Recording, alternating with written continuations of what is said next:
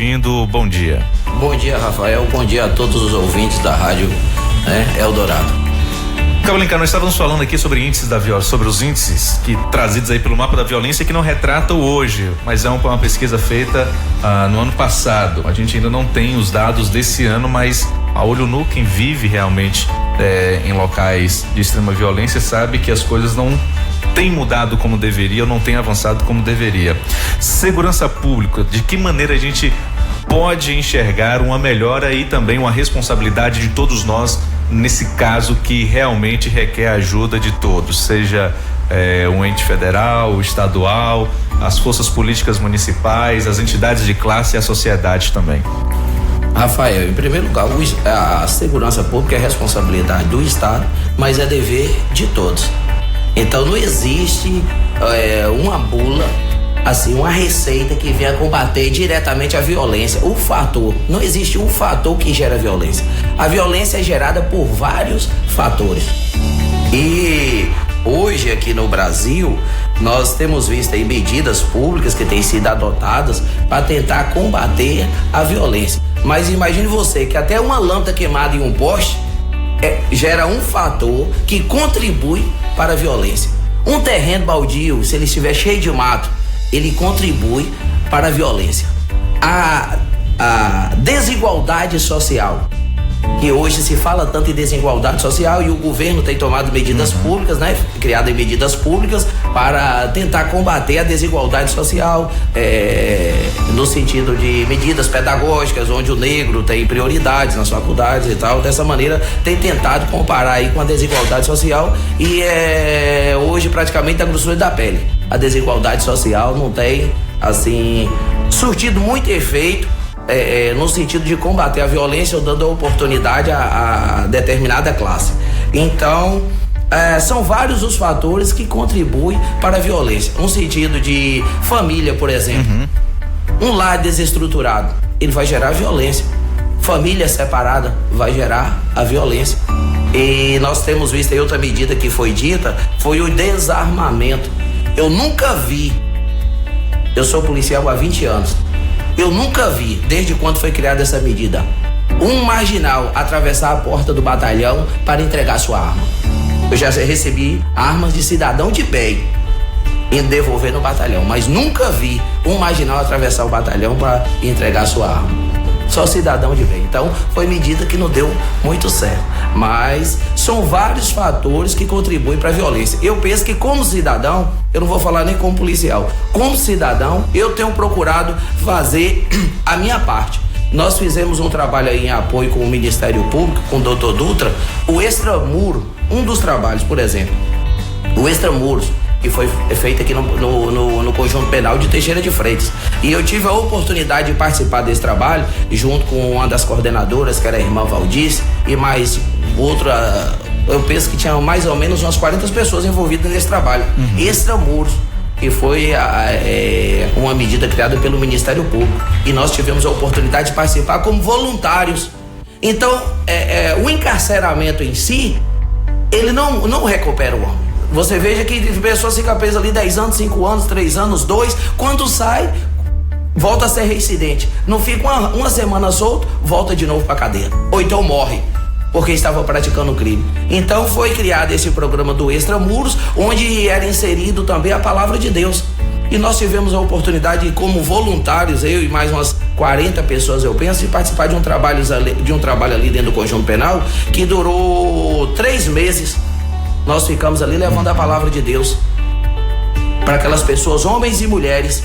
E ali as pessoas a gente ouvia cheio de ódio, de rancor, culpava o Estado, culpava a família, culpava a sociedade, culpava o seu vizinho, o motivo dele estar preso, daquilo que está acontecendo com ele. E nós começamos a entrar ali com a palavra de Deus. E depois de 3 meses ali, mais de 40 pessoas ali, homens e mais de 40 mulheres, pediu o estudo bíblico. Nós fizemos o estudo bíblico, depois se batizaram. E essas pessoas, ao voltar para a sociedade, dos quase 50 homens que participou assíduo desse trabalho e quase 50 mulheres, só um voltou a praticar crime.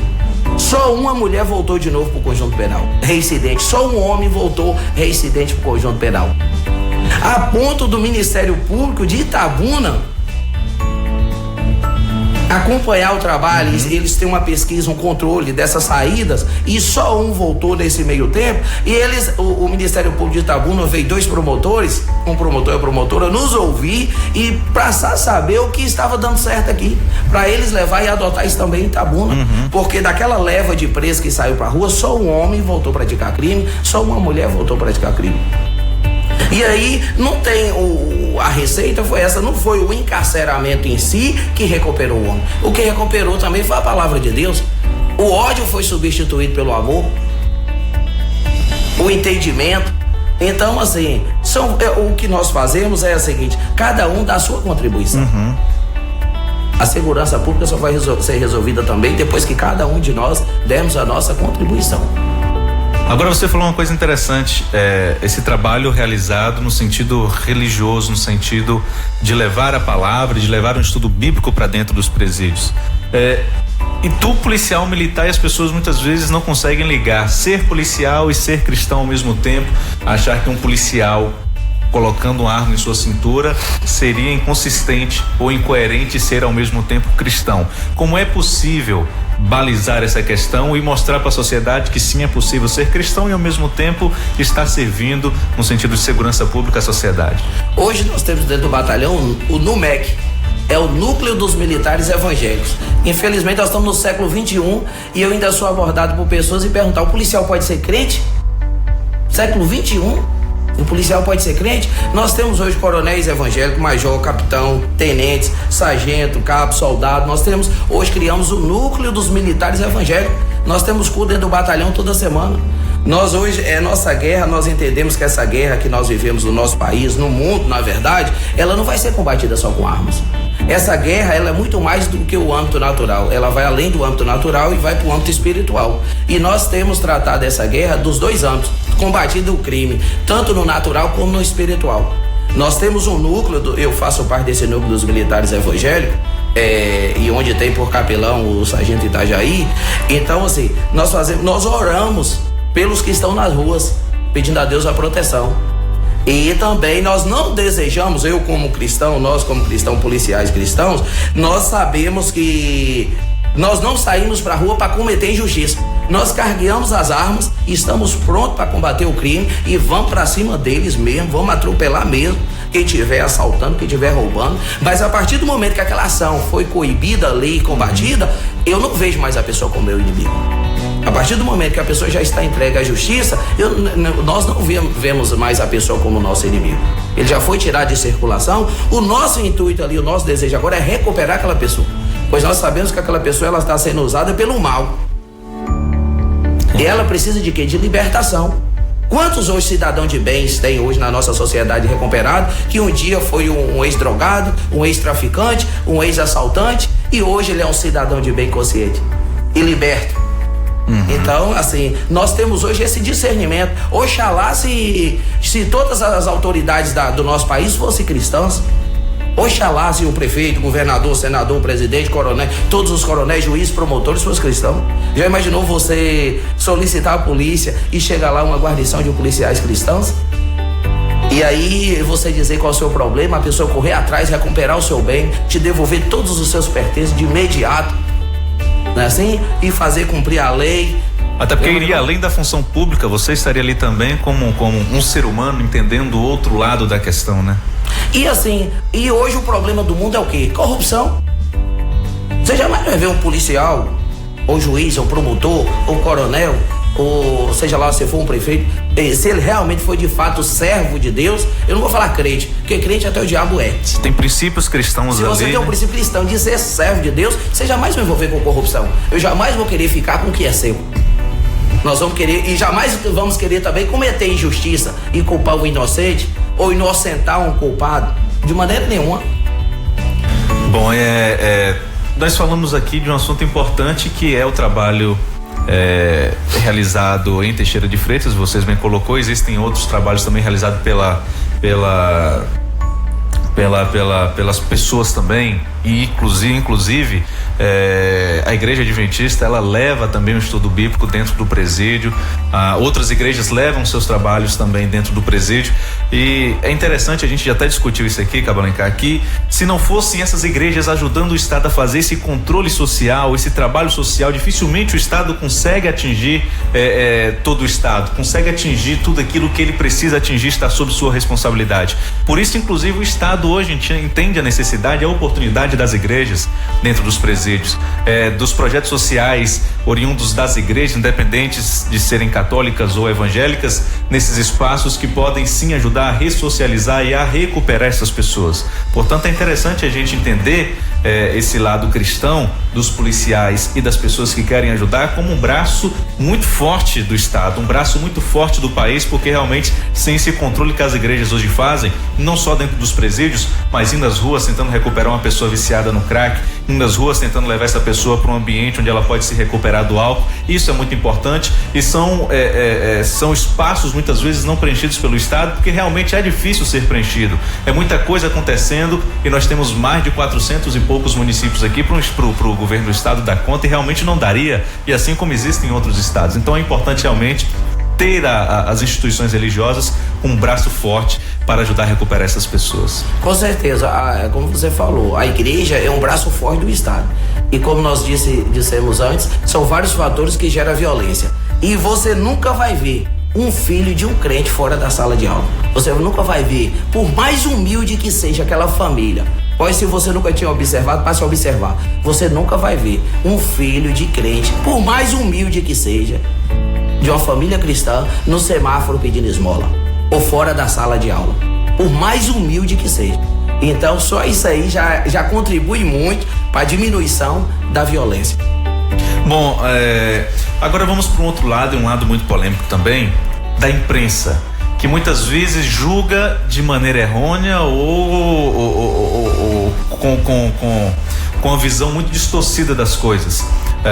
Muitas vezes a gente vê nos noticiários a polícia sendo incriminada por aquilo que fez ou por aquilo que vem fazendo, ou acaba sendo chamada de truculenta. Por outro lado, a mídia acaba dizendo que a polícia vem excedendo demais, e nessa questão da mídia está dando muito espaço também para essa criminalização das forças policiais do nosso país. Muitas vezes parece que os bandidos estão tendo mais coragem ainda de ir para fora e dizer: olha, nós estamos cada vez mais sendo observados, ou seja, aquilo que poderia estar sendo trabalhado a serviço da sociedade, hoje parece estar sendo trabalhado a serviço dos criminosos. E aí muitas vezes a polícia é colocada sobre uma visão de julgamento, muitas vezes distorcida. Como é que vocês, policiais, ao irem às ruas e ao perceberem também que muitas vezes esse tipo de coisa acontece por parte da mídia, como é que vocês tentam trabalhar essas questões, e como vocês enxergam hoje a imprensa brasileira quando acompanham o trabalho da polícia militar, seja ela de qual estado for? Nós não culpamos eu particularmente, eu não culpo a imprensa. Eu vejo que o que acontece no Brasil hoje é uma questão de cultura. Essa semana mesmo eu passava com uma viatura aqui próximo do centro, próximo aqui do antigo Banco do Brasil, aqui perto da Agiliza Documentações, e uma senhora, pessoa esclarecida aparentemente, com a criança e 2 filhos, né? Um menino aparentando uns 10, 12 anos e uma meninazinha de uns 4 anos de idade. E aí o irmão mais velho falou com a pequenininha: olha, se você não ficar quietinho, eu vou mandar a polícia ali pegar. E a menina começou a chorar: ah, mãe e tal, e a mãe faz isso com a sua irmã, não, tal. E aí eu falei: não, a polícia é amiga. Passando devagarzinho com a viatura, eu falei: a polícia é amiga, tal. Então as pessoas tendem a colocar o policial com bicho papão desde a infância. Olha, não sai pra rua não que a polícia lhe pega. Eu vou mandar a própria mãe fala às vezes, né? A gente ouve isso. Fica quietinho que senão eu vou mandar o policial lhe pegar. Então é o quê? Uma inversão de valores. É uma questão cultural. E nós temos visto aí do ano passado para cá quantos policiais têm morrido com a arma na mão em ocorrências. Agora em Minas Gerais, aqueles assaltantes de banco, matou um policial com um fuzil na mão, ele não deu um tiro. Sabe por quê? Medo. O próprio sistema, nós temos compromisso com o nosso tiro. O marginal, ele não tem compromisso com o tiro que ele dá. Se pegar em você, se pegou no policial, pegou, se pegou no inocente, pra ele não importa, não faz diferença. Eles atiram no meio da favela com armas que derrubam até avião, helicóptero, metralhadora .50, arma de uso de guerrilha, de guerra. Então eles atiram sem compromisso nenhum na polícia. Se não pegou no policial, pegou no inocente, numa criança dentro da escola, ele não tem compromisso com o tiro dele. O policial, o militar, o civil, rodoviário federal, a polícia de si, de uma geral, ele tem compromisso com o tiro dele. E a pressão é tão grande. Se ele errar o alvo e acertar o inocente, a pressão que vai vir para cima dele. Se nós fizermos 100% correto, nós não fizemos mais do que a nossa obrigação. E se nós errarmos, nós somos condenados. Veja bem, o policial ele lida com bem, o maior bem do ser humano, que é a liberdade e a vida. A polícia, para mim, é sacerdócio. Eu amo ser policial. Se eu tivesse voltado, eu tô com 20 anos na polícia. Se eu tivesse que voltar e fazer tudo de novo, eu seria um policial. Eu aconselho aqueles que queiram vir para a polícia por conta de salário hoje, às vezes o desemprego. Eu vou porque o salário é estabilidade e tal. Eu aconselho que não venha. Porque senão você vai ser um péssimo profissional.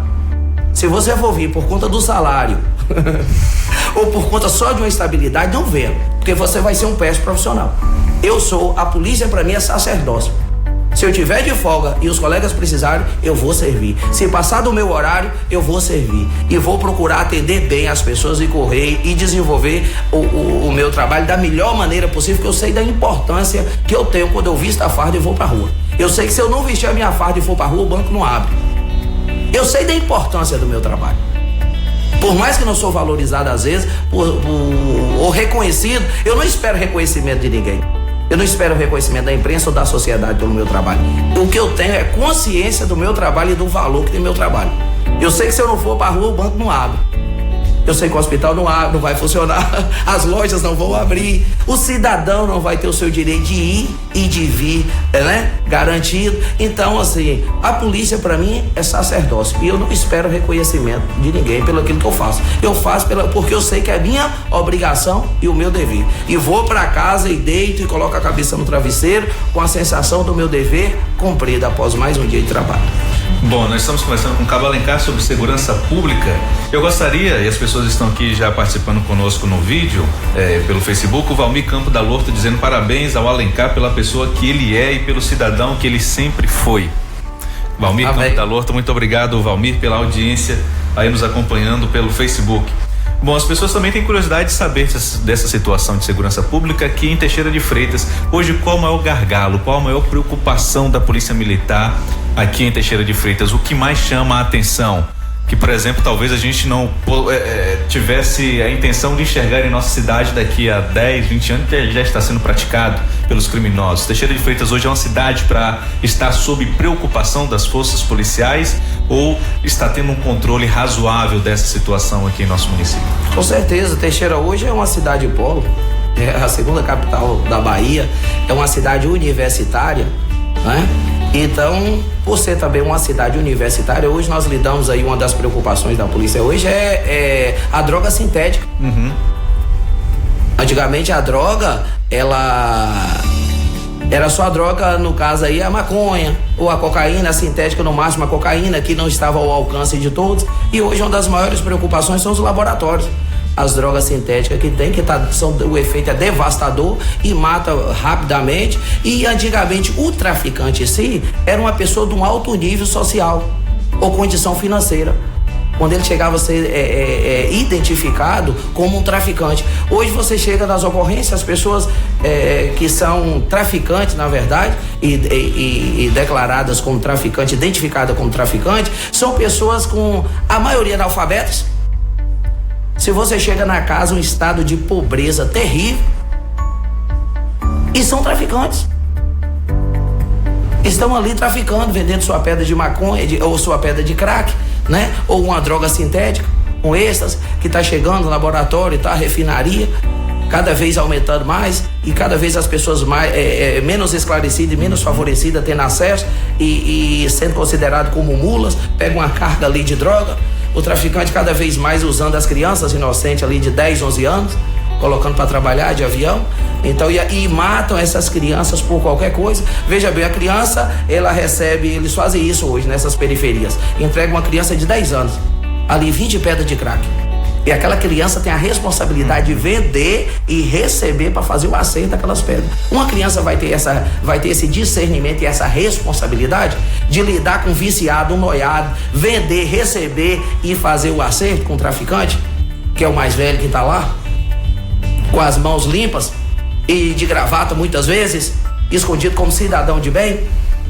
E aí essa criança, quando ela não faz o acerto, o devido acerto com esse traficante, essa criança também passa a ser um traficante, ou o adolescente passa a ser um traficante, e eles matam por um motivo banal. Se não acertou 10 pedras de crack, ele vai lá e dizima essa criança.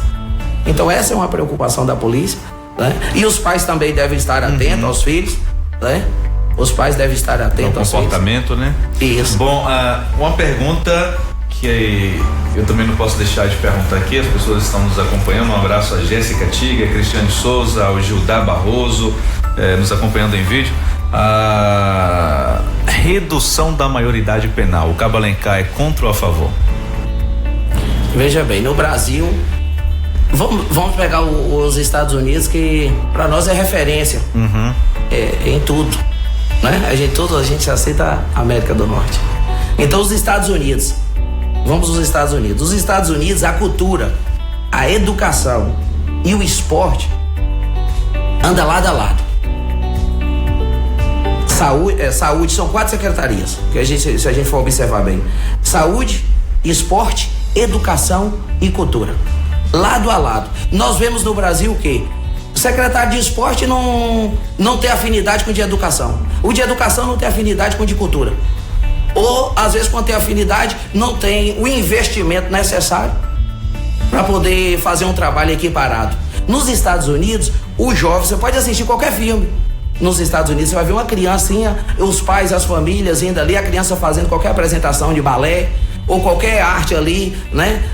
E os pais sempre acompanhando e tal, cercando e aquilo, e valorizando a cultura. O esporte nos Estados Unidos, a pessoa começa a jogar já no primeiro, segundo ano ali, ele está jogando futebol, e os olheiros já de olho incentivando o esporte. Quando a pessoa conclui o segundo grau, o ensino superior, ele já sai dali direto para um time profissional, seja basquetebol, seja futebol americano ou futebol. Então ali já acontece o quê? Uma igualdade social. O cara, ainda que a pessoa, o adolescente ou a criança, ainda que ele mora lá no gueto, mas quando ele se destaca, seja na natação, seja no judô, no futebol e de qualquer natureza, ele está inserido no esporte, não importa se o outro é classe média alta ou se ele é classe média baixa. No esporte, eles se equiparam. E quando ele volta para casa, e ele se destacou no esporte, quando ele volta para casa dele, ainda que seja para comer o café com farinha, ele fala: não, aqui eu não sou ninguém, mas quando eu entro na quadra para jogar, ou quando eu entro no tatame, lá o preferido sou eu. Então eu não vou me envolver com droga, eu não vou me envolver na criminalidade, porque no esporte eu sou mais eu, e lá eu tenho valor, lá eu sou alguém. Na cultura, a mesma coisa. Nós não vemos isso no Brasil. A Secretaria de Educação, Cultura, Esporte, Saúde não anda lado a lado. E aí nós sempre falando igualdade social. Então, se nós temos pessoas que não são preparadas, não recebem isso por parte do sistema, e a gente reduz a menoridade penal, talvez vai ser um remédio igual ao desarmamento do cidadão de bem. Aí vai chegar em 2050, que a maior parte da população vai estar encarcerada e a menor parte da população vai estar solta. Ou então a menor parte da população que quer segurança mudar para dentro dos presídios e entregar as ruas. Informalmente a gente já vive isso, né? A casa cheia de grades, chega a determinado horário da noite, você não sai mais de dentro de casa. Não por talvez você imaginar que colocando o pé vai ser assaltado, mas fica aquele medo, fica essa sensação, justamente por aquilo que você colocou lá atrás. Uma rua mal iluminada, ela já gera uma sensação de insegurança para o cidadão. E hoje as pessoas encontram isso parcialmente em nossa cidade. Muitas vezes a gente não encontra todas as ruas bem iluminadas, e isso realmente gera esse desconforto e essa sensação de insegurança. Então, realmente chega um momento que as pessoas realmente preferem estar do lado de dentro das grades do que do lado de fora, porque se sentem mais seguras, inclusive a depender do horário. A Irmã Sueli diz: bom dia, parabéns à Rádio Eldorado, muito bom trazer o conhecimento da população esses assuntos. Concordo com o profissional Alencar. Irmã Sueli. Jéssica Tigre disse: triste realidade essa nossa em relação à segurança pública. O que está faltando é o que está faltando em nossa cidade. Pessoas que pensem assim como o Cabo Alencar. Você também pode deixar a sua mensagem em nossa transmissão ao vivo no Facebook. Você que está nos acompanhando, nosso muito obrigado.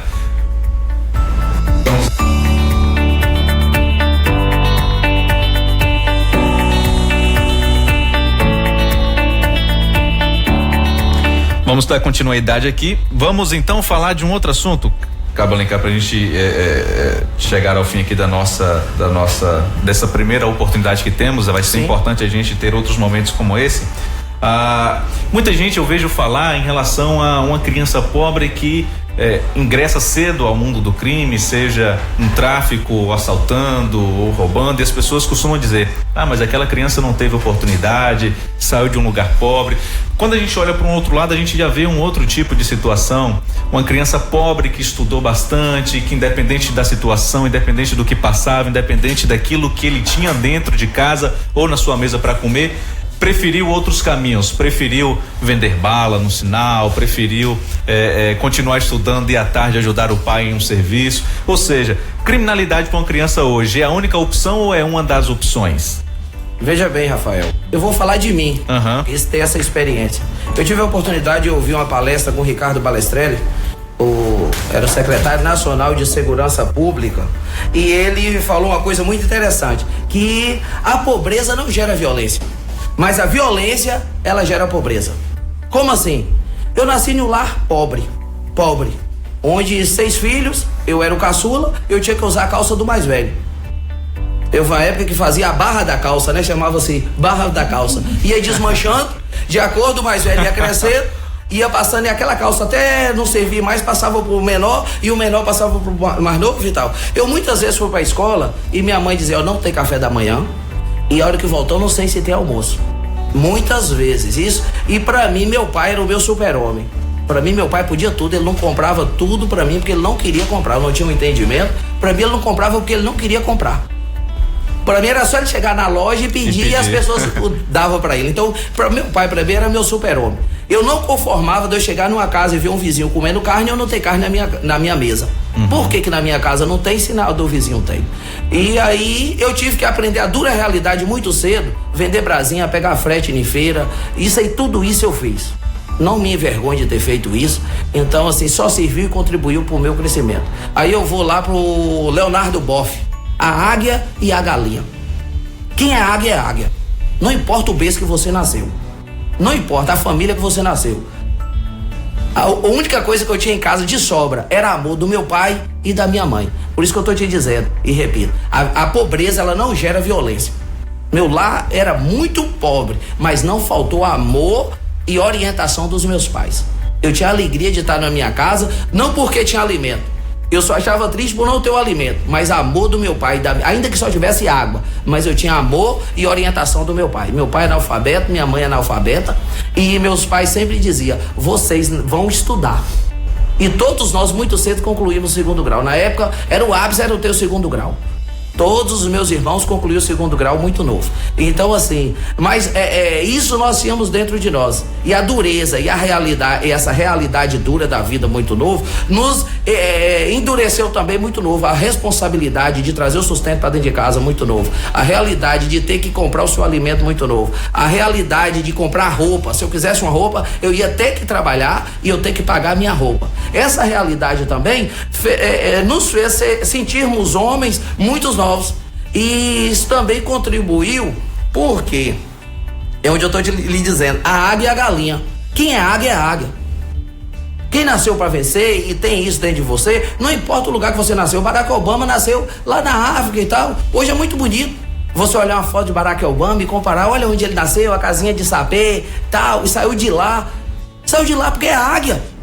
Não olhou para a circunstância, não olhou para o problema, não culpou o governo, não culpou o pai, não culpou a mãe, não culpou o vizinho, não culpou a sociedade, não culpou a igreja.